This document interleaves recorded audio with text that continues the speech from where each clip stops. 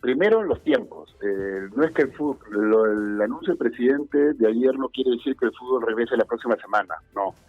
El fútbol tiene ya una programación establecida en el protocolo que entregó la Federación Peruana de Fútbol y el protocolo que han venido trabajando cada uno de los clubes de la Liga 1, establecen por lo menos un periodo de 40 a 45 días de entrenamiento previo a la competencia. O sea que si los protocolos son aprobados la próxima semana, estamos hablando que recién el fútbol, el primer partido de fútbol, se estaría realizando en la segunda semana de julio o primera de agosto. Uh-huh.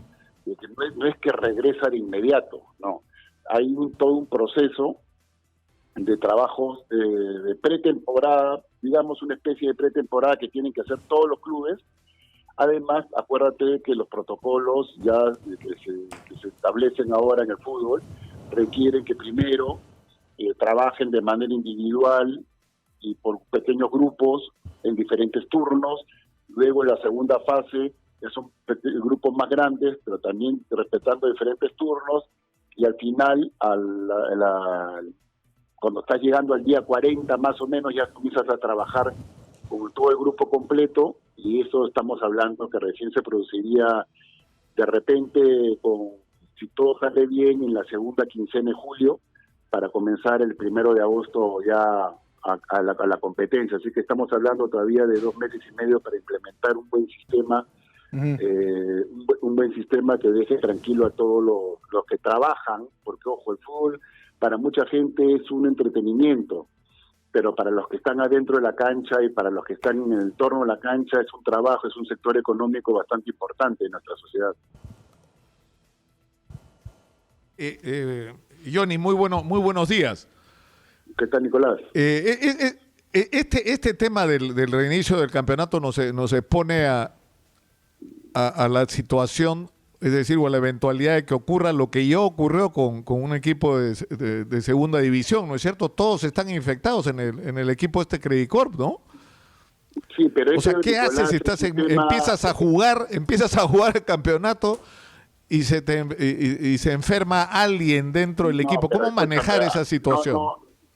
No se puede comparar lo que pasó con Credit Corp con lo que puede pasar en este tema del fútbol. Primero, porque Credit Corp no es de segunda división, es de Copa Perú. Segundo, porque... Sí, perdón, de Copa Perú tienes razón. A los chicos los agarró allá en la cuarentena y estaban trasladándose a Lima, así que ellos no tenían ningún cuidado, no estaban bajo el cuidado del club, no estaban entrenando, no estaban trabajando, estaban en cuarentena. Los agarró en plena cuarentena, así que no se puede comparar porque ese equipo de Credit Corp no ha tenido ninguna previsión, lo mismo pasó con los chicos que de segunda división que no pudieron iniciar sus trabajos y que los agarró la cuarentena en Nazca, en Ica, en Loreto. Es decir, lo que tú dices, Johnny, es que en esos casos no se ha seguido ningún protocolo, ¿no? Exacto, nada, cero. De precaución y de cuidado. Y es más, ni siquiera estaban entrenando. Los chicos se quedaron varados en Juliaca, porque los agarró la cuarentena ahí y estaban esperando retorno a Lima. Y en ese interín donde se han enfermado la gente de Juan Carlos Basalar y su gente. Pero lo que habla el presidente es distinto. Acá primero hay protocolos que ya están en el Ministerio de Salud, que fueron presentados por la Federación Peruana de Fútbol, un protocolo marco. Y después cada club, de acuerdo a su realidad, está presentando un protocolo. Así lo ha hecho la Alianza, así lo ha hecho Cristal, lo ha hecho San Martín, Melgar, Cusco, de acuerdo a la realidad de cada uno, porque los protocolos tienen que ser distintos porque todos los clubes no son iguales. Unos tienen infraestructura, otros no tienen infraestructura. A algunos les va a costar más que a otros hacer protocolo de salud e implementarlo. Y además contempla una serie de controles médicos y examen médico al inicio, pruebas moleculares al inicio, para tener la certeza al 100% de que los que van a comenzar a trabajar no están infectados, y durante las primeras semanas de entrenamiento, porque va a ser más fácil controlar porque prácticamente son entrenamientos individuales. Y claro, pero están siendo bien rigurosos, ¿no? Porque yo tengo acá a la mano el primer protocolo que han emitido, que tiene que ver con, digamos, la primera fase del reinicio del fútbol, que son los entrenamientos. Y es un equipazo, porque está el doctor Jorge Flores, que es el presidente de la Comisión Médica de la Federación, el doctor Julio Segura, que es el médico de la selección de mayores, como sabemos, Néstor Bonillo, que es preparador físico, el doctor Raúl Guamán, que es el jefe del departamento médico de la Federación, el doctor Gotuso, que es miembro de la Comisión Médica de la Federación, pero que a la vez es miembro de la Comisión del Comando COVID, y finalmente el preparador físico, el profesor Adrián Baccarini. Es decir, se ha hecho un equipo de gente, se ha articulado para establecer estos protocolos de estricto cumplimiento, ¿no? Y se supone que se va a vigilar que esto ocurra, ¿no? Sí, exactamente. Mira, por eso te digo, el tema no es que ya porque el presidente anunció ayer, mañana volvemos a jugar, no. Este tema va a tomar un tiempo porque se van a implementar todas las medidas de seguridad y de sanidad necesarias para que los futbolistas estén seguros.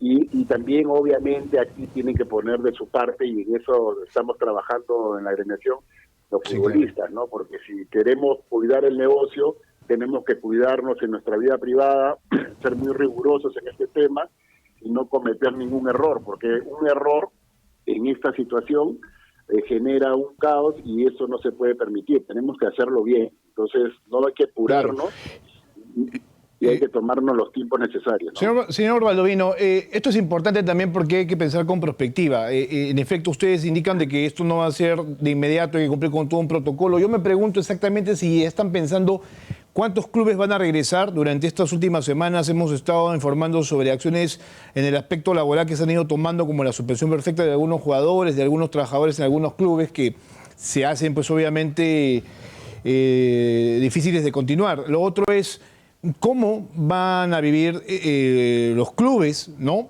De aquí en adelante, porque los partidos van a ser sin taquilla y la taquilla es importante para muchos de ellos. Esas son dos preguntas que creo que todo el mundo se las hace, ¿no?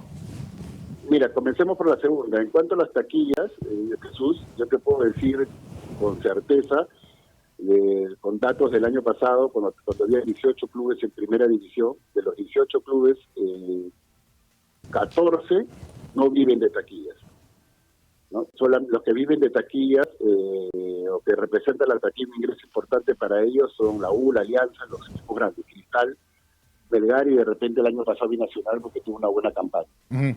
Pero después el resto de clubes básicamente vive del contrato de televisión que tienen. El contrato de televisión en el Perú, en los equipos grandes representa el 50% de sus ingresos, en los equipos medianos el 75% y en los equipos chicos el 90 o 95%. Así que mientras la televisión le siga pagando los derechos a estos clubes se van a mantener tranquilamente y por eso no se ha roto la cadena de pagos en estos 2 meses que han pasado, ¿no? Eso es en cuanto a de qué van a vivir los clubes. Además, se les abre una nueva posibilidad, que al ser el fútbol el único espectáculo que se va a poder ver en vivo en el Perú, eso va a generar un tal interés que puede generar nuevos sponsors y nuevos anunciantes en la camiseta y puede generar nuevos ingresos para los clubes. Lo que ha pasado en Alemania, que en el fin de semana hubo 6 millones de afiliados a la cadena de televisión que los pasaba. Entonces, todo esto, si bien es cierto, ha sido difícil, pero también genera nuevos negocios y nuevas posibilidades hacia el futuro. Y en cuanto a los clubes de suspensión perfecta de labores, en verdad, oficialmente hasta la fecha no hay ninguno. Hubo varios amagos, primero Manucci, después Cantolao, después la U, ninguno lo concretó, hasta donde tenemos entendido oficialmente. El fin de semana, ayer ha sido binacional, pero ayer mismo en la noche hubo un nuevo acercamiento de la directiva hacia los jugadores. Y el único club que de repente ha quedado en el aire, y no sabemos si es que lo va a hacer o no lo va a hacer, es Carlos Estella. Así que de 20, yo te puedo decir que 17 han cumplido con el pago de abril de las remuneraciones o de los acuerdos a los que llegaron, ¿no? Ok, entonces están tranquilos. Regresarían 17. ¿Y qué se podría hacer con esos 3? No, pues, yo creo que van a regresar los 20, Jesús. Los 20 regresan, te aseguro. Sí. Ya, pero en todo caso, ¿habrá por parte, no sé, de la federación algún tipo de apoyo? ¿Ya se ha visto esto para poder tener a los 20 equipos completos para el torneo que se viene más adelante? Porque además mover equipos para un torneo tan grande como este es bastante costoso. Eso también es otra pregunta que se hace, es decir, ¿cómo va a ser el torneo? El torneo va a ser, como siempre se ha hecho, partidos en Lima, partidos en provincia, de ida y vuelta. No, O sea, va a cambiar la fórmula, y eso lo está viendo la federación y ya se los comunicó a los clubes. Hay 3 posibles escenarios.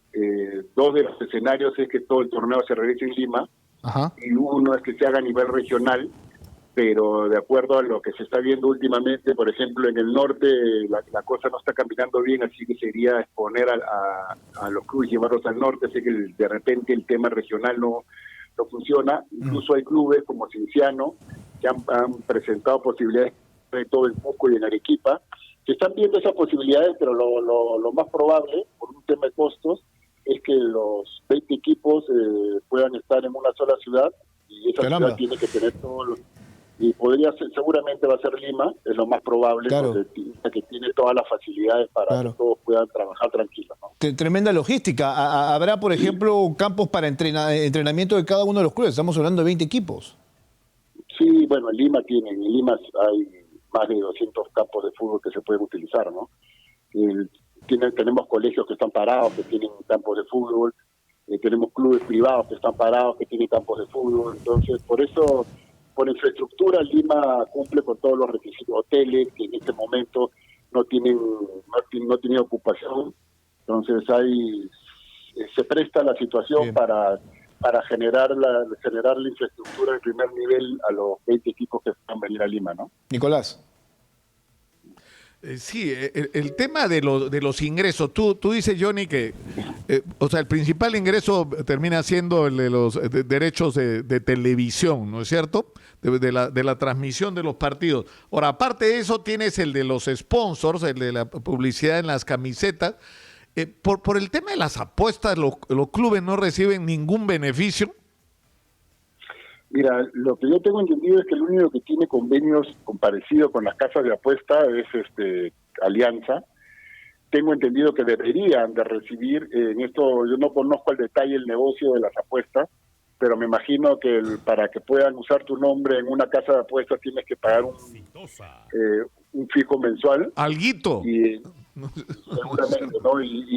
Pero por ahora no, al parecer no es tan representativo, tan significativo esos ingresos, porque no está bien regulado en el Perú, ¿no? Muchos clubes, te aseguro que ahora, como en otros casos, Johnny, esto nos expone a problemas más de fondo, ¿no? Es decir, los clubes, por ejemplo, que han estado al borde de la suspensión laboral perfecta, son los que venían ya de una crisis de hacía rato, ¿no? Exacto, pero, por ejemplo, exacto. los aportes de los hinchas, de los socios, no tienen ninguna importancia en el fútbol peruano, ¿no?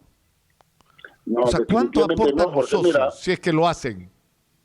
los únicos que tienen socios aportantes me parece que son la U y la Alianza, que a pesar de estar en proceso concursal, algo aportan a la institución, y después paras de contar, ¿no? Porque todas las demás son clubes muy pequeños, son prácticamente asociaciones civiles manejadas por un grupo de personas muy reducido, y otros son sociedades anónimas deportivas que no necesitan aportantes, sino solamente socios capitalistas.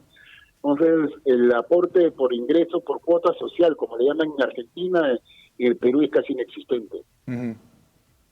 Claro, lo otro que también tendríamos que preguntarnos es cómo van a funcionar los clubes, pero creo que eso ya es más en la interna, ¿no? Por ejemplo, el tema de la reducción de sueldos es un tema que también preocupa mucho a los futbolistas, sobre todo porque tienen sueldos bastante altos, ¿no?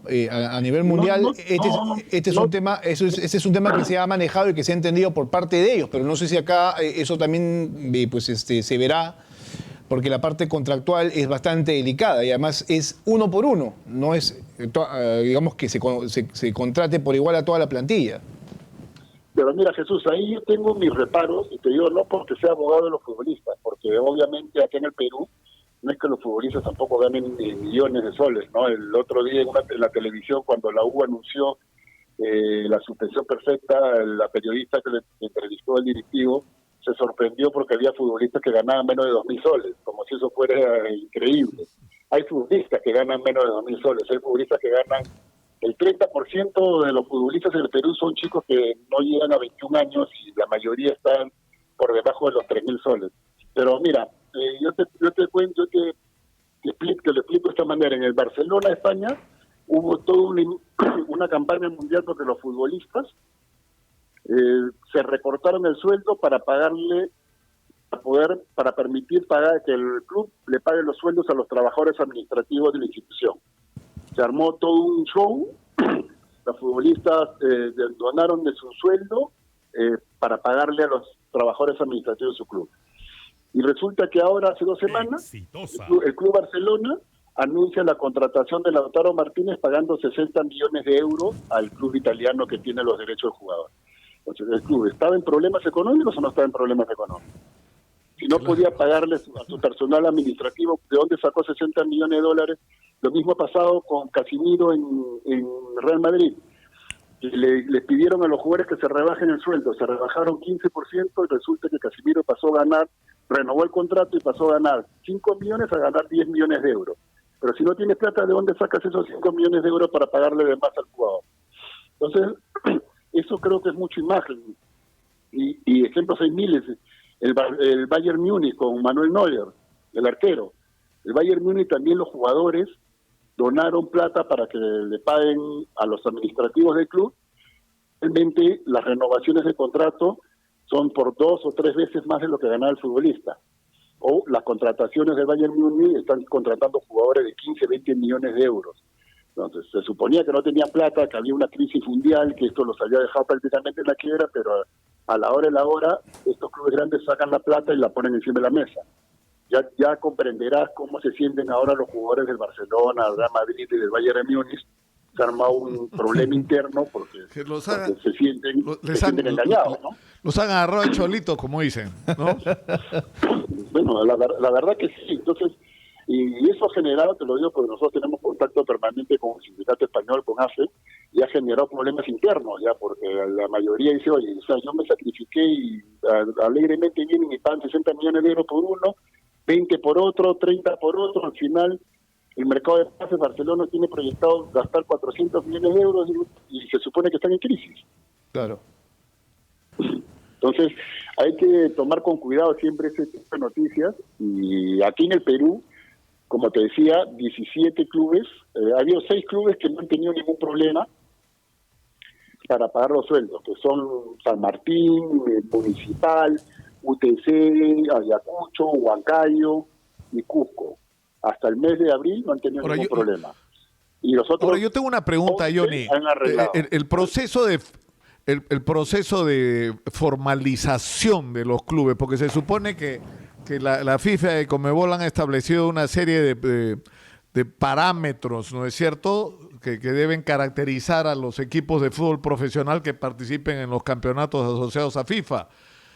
¿Qué va a pasar con ese proceso? Porque eso supone que los clubes tenían que inyectar recursos, ¿no es cierto?, para tener divisiones de menores, fútbol femenino, médicos, instalaciones adecuadas, etcétera. ¿Qué va a pasar con eso en medio del fútbol en tiempos de coronavirus? Exitosa. Sí, exactamente, es el reglamento de licencias al que tú te refieres, Nicolás, y es cierto, ¿no? Había todo un proyecto, que incluso aquí en el Perú, que se ha tenido que parar.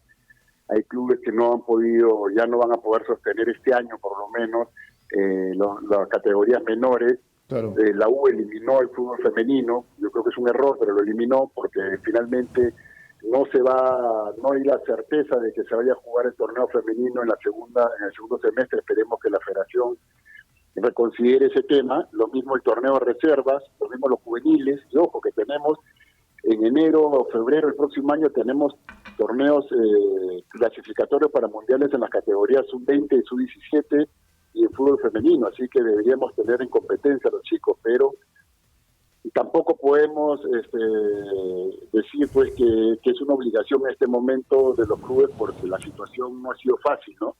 Van 3 meses y van a ser 4 meses sin actividad, y la verdad que si no fuera por la televisión, los clubes hace rato hubiesen cerrado. Dramático en ese aspecto. Ya para finalizar, yo creo que todo esto también se está pensando con miras a las eliminatorias, que si bien es cierto se han suspendido, tú lo que necesitas también es tener actividad en cuanto a los futbolistas, ¿no? Exacto, Jesús, y eso creo que es un punto importante que ha tomado en cuenta el Palacio de Gobierno, porque lo dijo Juan Carlos Oblitas, lo dijo Gareca, que necesitaban que el fútbol vuelva cuanto antes para poder tener a los futbolistas peruanos bien entrenados. ¿Por qué? Porque en también todo está parado. En Europa, y en México, en Argentina, donde están nuestros futbolistas, el fútbol está parado.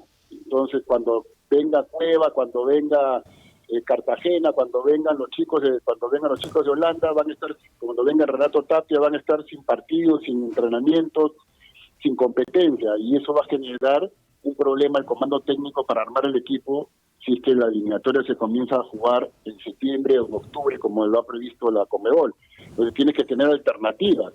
¿Cuál es la alternativa? El fútbol peruano, vas a tener que sacar jugadores, pero tienen que estar en ritmo. Claro. Y si no tienen... Y todo eso tiene mucho que ver, ¿no? Y además también se reactiva un sector económico, porque, ojo, no solamente los futbolistas vienen del fútbol, los comandos técnicos, los periodistas, la gente que trabaja en televisión, la gente que trabaja como camarógrafo, la gente que abre los estadios, los que limpian los camarines, los utileros, los masajistas. Mueve el fútbol, mueve por lo menos 20.000 familias que viven de este deporte. Así que por eso te decía, hay mucha gente que, por no hablar de actrices, que minimizan el fútbol porque creen que es un entretenimiento, pero el fútbol... en verdad, para la gente que está abajo es un modo de vida y es un sustento para su familia. Exitosa. Y eso es importante, ¿no? Porque mucha gente se ha parado, por ejemplo, Copa Perú, que hablaba hace un rato, Nicolás. La Copa Perú está paralizada. Y hay cuántas familias, cuánta gente vive del fútbol en Copa Perú. Entrenadores de ligas distritales, de ligas provinciales, de ligas departamentales, futbolistas. Entonces hay todo un movimiento muy fuerte que han quedado en el aire y esa gente no ha recibido apoyo del gobierno, no ha recibido los bonos que han entregado. Entonces hay gente que se ha quedado, la está pasando realmente mal y necesita una reactivación en este momento, ¿no? A futuro. Bien, Johnny, muchas gracias. Nicolás, entonces así está el fútbol, esperemos que vuelva bien. No, tenemos que acostumbrarnos, ¿no?, a lo que va a ser la vida conviviendo con el coronavirus, incluyendo el fútbol, ¿no? Así es. Exactamente. Y nadie sabe cuánto va a durar. Vamos a tener que adaptarnos a la situación. Habrá que aprender a vivir con el virus y a competir con el virus y hacerlo lo mejor posible. Es lo único que se puede hacer.